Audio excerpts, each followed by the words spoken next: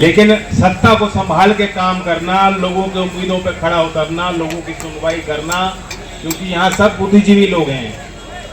यहाँ आपको सबको यहाँ तक पहुँचने में कुछ नहीं मिला होगा। जो कुछ भी आप हो, आपने अपनी पूंजी इकट्ठा करके संपत्ति खुद बनाई है, मेहनत करके कमाते हो, मेहनत करके अपने परिवार का पालन पोषण करते हो। आपको किसी की जरूरत भी नहीं है। ये वो दिल्ली है। यहाँ आपको तमाम भाषाएं मिल जाएंगी, ब्रजभाषा सुनने को मिल जाएगी, भोजपुरी सुनने को मिलेगी, मेरठ की खड़ी बोली मिलेगी, और उर्दू, इंग्लिश, पंजाबी, ये तो भाषाएं हैं ही नहीं। तो ये दिल्ली की सत्ता को संभालना, दिल्ली के इस क्षेत्र में एक सांसद के तौर पे, जनप्रतिनिधि के तौर पे इस क्षेत्र को संभालना आसान काम नहीं, बहुत टिपिकल काम है।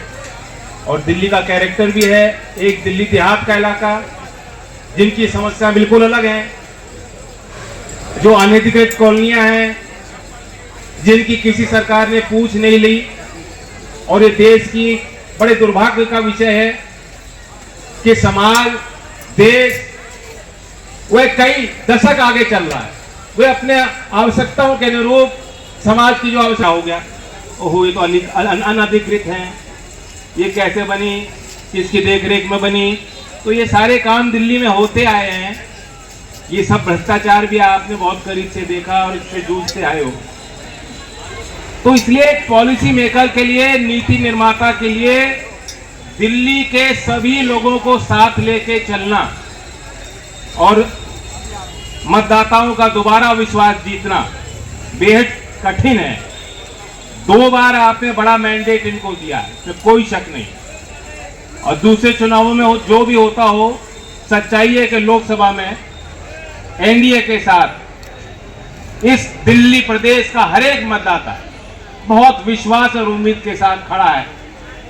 2014 में, 2019 में और अब 2024 में एक अप्रत्याशित जीत एनडीए देश में हासिल करने जा रहा है। उसमें दिल्ली कहीं पीछे होने वाली नहीं है।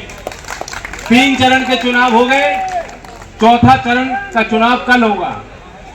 दावे तो अलग अलग होते ही हैं, लेकिन मैं आपको बता रहा हूं, कई क्षेत्र में मैं राजस्थान गया हूं, दिल्ली में हम कह सकते हैं कि जिस उत्तर पूर्वी दिल्ली क्षेत्र में चुनाव हो रहा है, ये एक लिहाज से दिल्ली में मिनी बागपत है। क्योंकि यहाँ हमारे यूपी के, पश्चिमी यूपी के बहुत परिवार के लोग रहते हैं। वहां का चुनाव भी आपने मालूम है, देखा है, क्या परिणाम आपको मालूम है। तो मेरा दावा यह है कि कल जो वोट पड़ेंगी, 4 चरण में एनडीए की सरकार तो बनी चुकी है।